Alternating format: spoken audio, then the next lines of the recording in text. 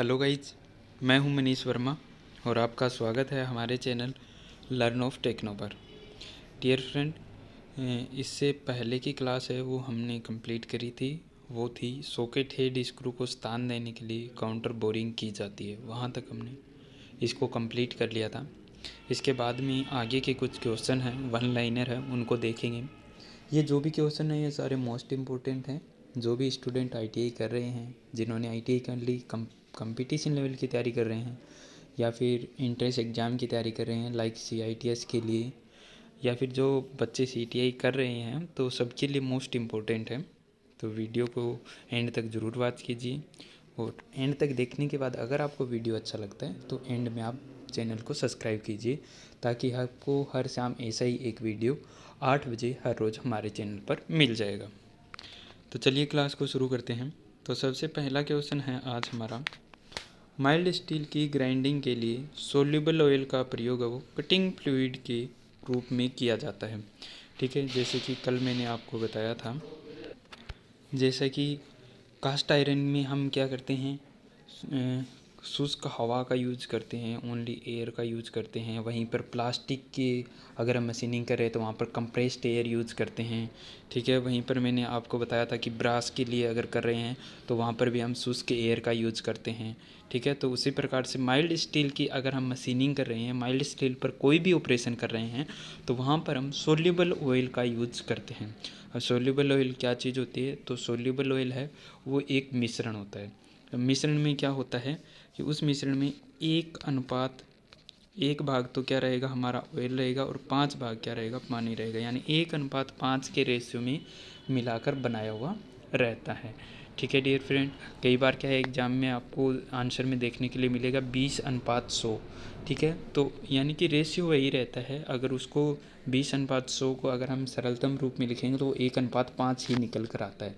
ठीक है, तो वहीं पर क्या है, हमारा 20:100 है वो राइट आंसर हो जाता है। ठीक है, चलिए आगे देख लेते हैं। तो आगे इसमें क्या दिया है कि ब्रास कॉपर और जिंक का एलॉय होता है।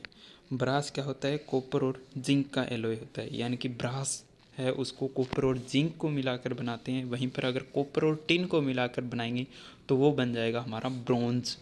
क्या बन जाएगा? वो हमारा बन जाता है ब्रोंज बन जाता है। ठीक है डियर फ्रेंड, तो याद रखना कि ब्रास है वो कॉपर और जिंक को मिलकर बनता है, और ब्रोंज होता है वो कॉपर और टिन को मिलाकर बनाया जाता है। ठीक है, नेक्स्ट हमारा माइल्ड स्टील की चिपिंग के लिए चीजल का कटिंग एंगल है वो 55 डिग्री हो रखा जाता है। यानी माइल्ड स्टील की अगर हम चिपिंग कर रहे हैं, चीजल के द्वारा कटिंग कर रहे हैं माइल्ड स्टील पार्ट की, तो उसका कटिंग एंगल है वो 55 डिग्री एंगल पर ग्राइंड करके रखेंगे। वहीं पर अगर हार्ड मेटल की बात करें तो वहाँ पर कटिंग एंगल है वो अधिक रखा जाता है, और सॉफ्ट मेटल की अगर हम बात करें तो चीजल का कटिंग एंगल है वो कम रखा जाता है। ठीक है, तो ये सब चीज़ें हैं वो माइंड में रखने वाली हैं। नेक्स्ट हमारा यहाँ पर क्या है, चलिए नेक्स्ट देख लेते हैं। तो नेक्स्ट है यहाँ पर कि मीट्रिक माइक्रोमीटर। क्या बोला है? मीट्रिक माइक्रोमीटर में एक थिम्बल स्केल डिवीजन का मान है वो 0.01 मिलीमीटर होता है। ठीक है, मीट्रिक माइक्रोमीटर का माप पूछ ले या माइक्रोमीटर का लिस्ट काउंट पूछ ले, न्यूनतम माप पूछ ले, तो वो 0.01 मिलीमीटर होता है। ठीक है, वहीं पर एक वर्नियर माइक्रोमीटर भी आता है। वर्नियर मीट्रिक माइक्रोमीटर होगा तो वो क्या चेक करेगा, 0.001 मिलीमीटर तक क्या करेगा, चेक करेगा। यानी कि मीट्रिक वर्नियर माइक्रोमीटर होगा वो 0.001 मिलीमीटर तक चेक करेगा, और मीट्रिक माइक्रोमीटर होगा साधारण तो वो क्या है 0.01 मिलीमीटर तक हमारा क्या है कोई भी पार्ट है उसको एक्यूरेसी में चेक करने के काम में आता है। ठीक है, इसके बाद में बात करें तो उद्योगों में मेटल कटिंग सा के रूप में पावर सा, बेंड सा या सर्कुलर सा है वो प्रयोग में लाए जाते हैं। पावर सा, बेंड सा, सर्कुलर सा, तो इनका एक पर्टिकुलर वीडियो वो हमारे चैनल पर अवेलेबल है। आप प्लेलिस्ट में जाकर है वो पावर सा के नाम से उसको देख सकते हैं। ठीक है, तो वहाँ से आप क्या है पावर सा जितने भी है, जैसे पावर सा, बैंड सा, सर्कुलर सा, तो ये पावर सा है वो सारी पढ़ सकते हैं आप। ठीक है, डिटेल से उनको पढ़ सकते हैं। मैंने डिटेल से एक एक चीज़ आपके लिए वहाँ पर क्लियर की है। नेक्स्ट हमारा क्वेश्चन निकल कर आता है, आउटसाइड माइक्रोमीटर की एनविल और स्पिंडल के फेसों को टंगस्टन कार्बाइड से बनाया जाता है। अब जो एनविल होती है, जैसे ये हमारा क्या है, माइक्रोमीटर है, मान के चलिए इस टाइप से रहता है। यहाँ पर क्या होती है, हमारी स्पिंडल होता है और इधर सामने एनविल लगी होती है। तो इनके फेस पर क्या लगा हुआ होता है, कार्बाइड की टिप लगी हुई होती है। इनके फेस पर कार्बाइड की क्या लगी हुई होती है, एक टिप लगी हुई रहती है। तो कार्बाइड की टिप वो इनके फेस पर क्यों लगाई जाती है, तो ये टंगस्टन कार्बाइड है। ये क्या होता है कि बहुत ज़्यादा हार्ड मेटल होता है टंगस्टन कार्बाइड, ठीक है।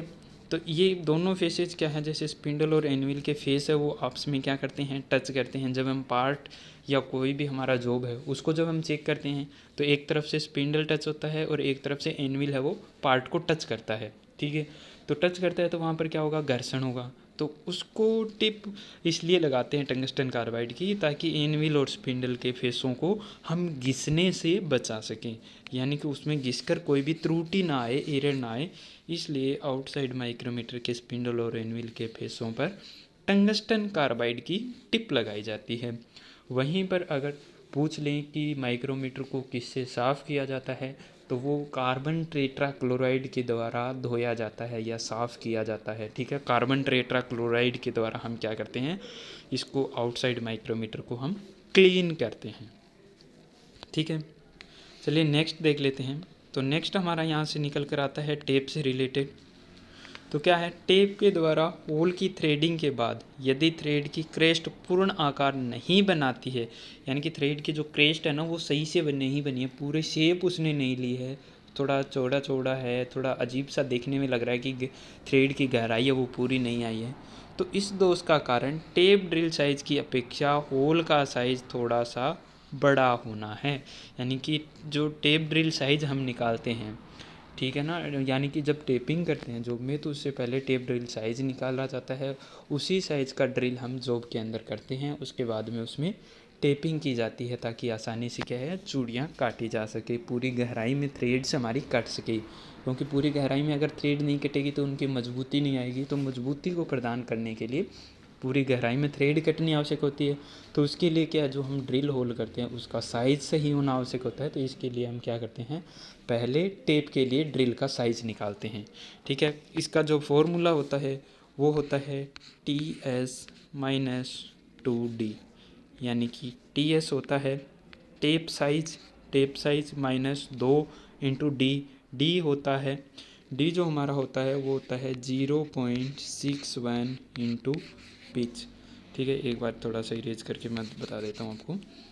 अब डी क्या होता है, तो डी बराबर होता है 0.61 गुणा पिच, यानी कि जो हमारी थ्रेड है उसकी पिच कितनी है उसको 0.61 से मल्टीप्लाई करके डी निकाल लेते हैं, उसको 2 से मल्टीप्लाई करके टेप साइज़ कितना है उसमें से उसको निकाल देंगे, उसमें से उसको कम कर देंगे, तो हमारा क्या है, टेप ड्रिल साइज़ है वो निकल कर आ जाएगा, यानी कि कितने साइज़ की हमें ड्रिल करनी होती है। तो वही इसने बोला है कि अगर हमने छोटे साइज़ का ड्रिल कर दिया तो वहाँ पर क्या होगा, उसमें हम चूड़ियाँ काटेंगे तो हमारा टेप वो टूटने का डर रहेगा, क्योंकि हमारा होल है वो ज़्यादा छोटा हो गया। अगर थोड़ा बड़ा होल कर देंगे तो उसके क्या है कि क्रेस्ट है वो सही आकार ही नहीं ले पाएगा, तो वहाँ पर क्या चूड़ियाँ वो इतनी मजबूत नहीं बन पाएगी। तो ये डिफेक्ट से बचने के लिए पहले हम टेप साइज़ है उसको निकालते हैं, ठीक है। आई होप क्लियर हो गया होगा।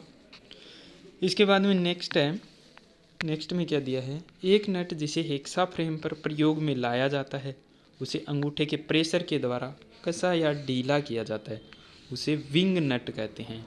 यानी कि जो हम हेक्सा फ्रेम होता है, हैंड हेक्सा फ्रेम होता है, उसमें ब्लेड को जब टाइट करते हैं तो आगे 2 पंखुड़ी नुमा एक नट होता है, तो उस नट को विंग नट कहते हैं।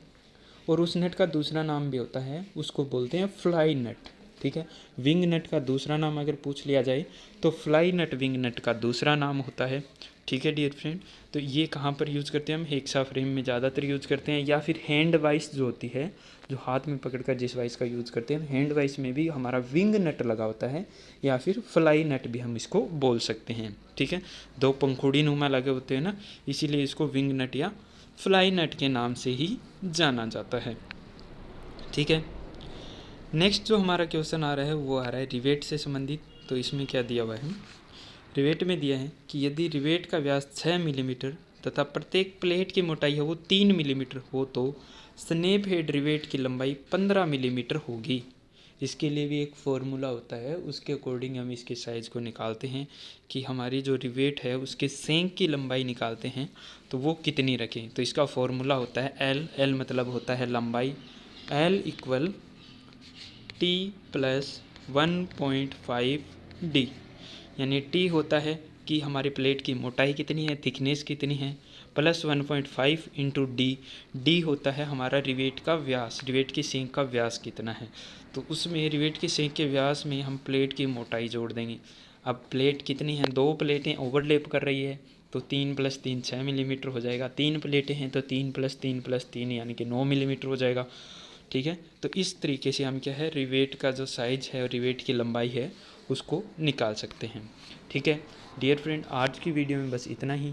अगर आपने वीडियो को एंड तक देखा है, वीडियो आपको अच्छा लगा है तो आप लाइक कीजिए और चैनल को सब्सक्राइब कीजिए, क्योंकि हर शाम इससे बेहतरीन वीडियो आगे से अभी आपको मिलने वाली है। ठीक है, wish you all the best. जय हिंद, जय भारत।